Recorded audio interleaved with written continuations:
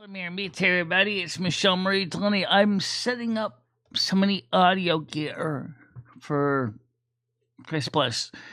And I wanted to show you the setup in the other room. So let me move over to the other room. I already have the microphone set. Oh, I do now. Okay. So I'm going to turn the microphone in the other room. And I'm going to switch over to the other camera. Unfortunately, I don't have a fancy setup. I do have. These are $11 headphones. Don't bite me. Don't shoot me. Okay. What this is connected to is a headphone box, and this lets me plug in 4 pairs of headphones, so people on the couch can hear directly, just like I do at my desk, the sound through the headphones. And they have the little knobs on it. Each individual has their own 5 knobs, so you can turn it to different levels for your hearing loss or whatever. And those headphones are like $11. This box is like $29. This is the SM57 microphone. This is what we were testing earlier. And this microphone here is the Electro-Voice. And it's called the Electro-Voice ND N/D257. Now, this microphone is missing the outer sleeve that Electro-Voice usually uses with these. So what happens is when I put this microphone in here, it doesn't stay locked in place. It doesn't have that special gripper. So let me just quickly unplug this. Please turn your headphones down for a second. Okay, so now this is the ND257 Electro-Voice. And yeah, you hear the buzzing. That's just because you just unplugged the microphone from the circuit. I don't even think I have the preamp on it. Yes, I do. Okay. Next time I'm gonna unplug it from the preamp first, okay? So I don't kill your ears. So just give me a long to switch back. So this is the Electro-Voice. And I'm holding it about the same amount of distance from the other microphone, because I did get this microphone from that woman through New Jersey, through Noodles, and I never got a chance to show it to you. So I mentioned the preamp because I bought the preamps about a year ago for the other microphone. I bought 2 of them, and I know that they make things louder, but they work. They work, but they're not exactly. This microphone here doesn't need it as much. This one's got more gain, and then the SM57 does. Of course, the SM57 has windscreen on it. This one doesn't have windscreen on it. Unfortunately, the original box, the foam from the 1980s, and the leather case is deteriorating. So the case is clearly falling apart, but the worst thing is the foam. It's just getting everywhere. So I might have to throw the foam out because it's just gonna make a royal mess of my desk. So yeah, this is. I noticed this one's more of a great for speaking microphone, but for guitars and things, the SM57 is still gonna be the one we're gonna use, because it's got the gain, it's got the power, it's got the chops, and so that's what we're gonna do. We're gonna use this one here for the majority of the show. I may have to EQ and bring this up a bit in Final Cut Pro and get rid of the buzz. But you don't need to hear the buzz. You don't. Okay. So I'll try to get rid of the buzz for you. But so what's the point of this setup here? Well, the first thing is that everybody wants different levels for themselves. Okay, for example, if I'm sitting on a couch, I don't think this has. I mean, it's just a generic 0 through 10. I got it at 5 o'clock. I got it at 5. Also, has a mute button. That's no good. That only mutes my side. Yeah, I know. It's kind of silly to do that. Okay, so anyway, so this here is with me, with Chris on the couch, me on the couch. I could grab a second microphone. I could grab the Electro-Voice and put it on the matching stand, so I can sing with him. We can play the music that we want to sing to through these monitors, and then we can sing along with it. That may sound silly, but it actually works.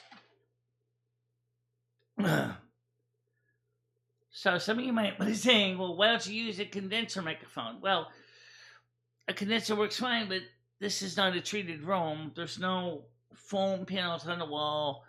There's no thing for sound reflections. It's just not set up for that. So this room is got a lot of hard surfaces and sound bounces off of, and it's gonna be very noticeable. And so it's working. That's the whole point of this setup, was to see if it works. So right now I got one pair of cheap monitors. These are only like $11. But for people like guests, that's fine. They don't need the expensive Shure monitors they have. They don't need those. They just need something that's going to be able to sit on the couch. Now we can answer phone calls. Well, as long as someone's at the board connecting calls, but we can answer the calls. We can do better Google Meets. Each panelist will be able to hear their own microphones in Google Meets. That's what makes this work. And unfortunately, these cheap headphones are on the ears instead of over the ears, but that's another difference.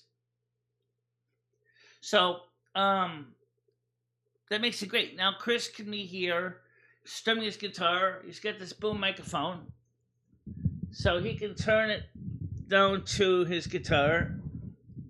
This is the way it's typically done.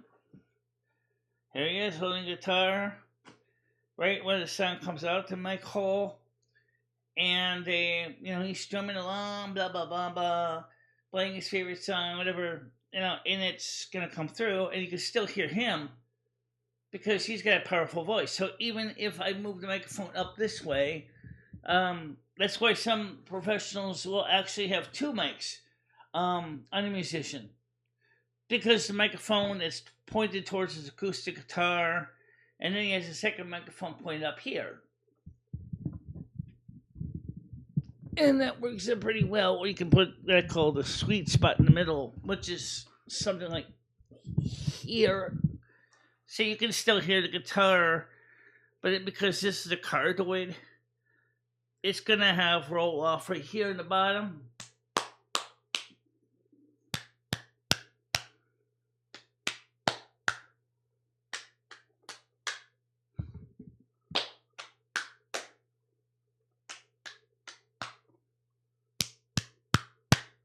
You can hear that the microphone picks up most of the sound in front of you. This is not a hypercardioid. This is a standard cardioid, which means that the sound has got more of a, from here, it's got lobes, and it looks like a heart. That's why it's called a cardioid. It's because it has a heart shape. Versus a omnidirectional microphone, which is pick up sounds from all directions. It's really important to know the difference. So the point is this setup works. So now that you've heard this, let me go back to the main board so we can talk a little more about what I'm thinking. Okay, so basically, as you heard, the sound works pretty well. And this microphone here, of course, is the main microphone. And I was also trying to adjust the volume levels on my microphone here, and I realized that I have one habit, like usual. I just keep blowing you out of my ears. I mean, I got this preamp stage on this one too. It works pretty well.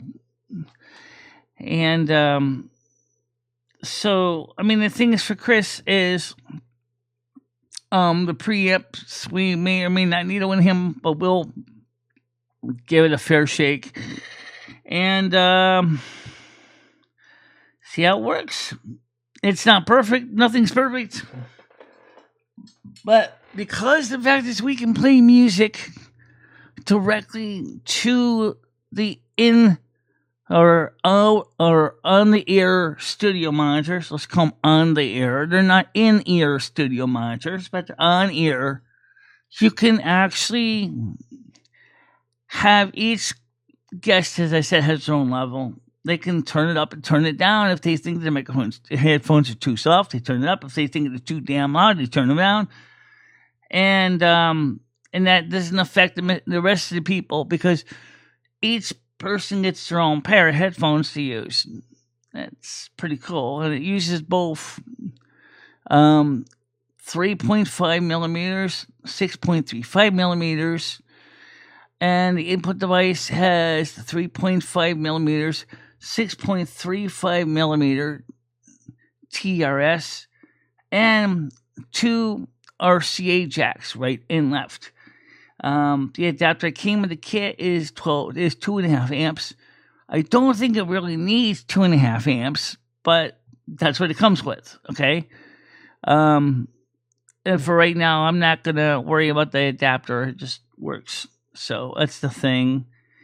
And so pretty cool. As far as these towers or preamps things, the first thing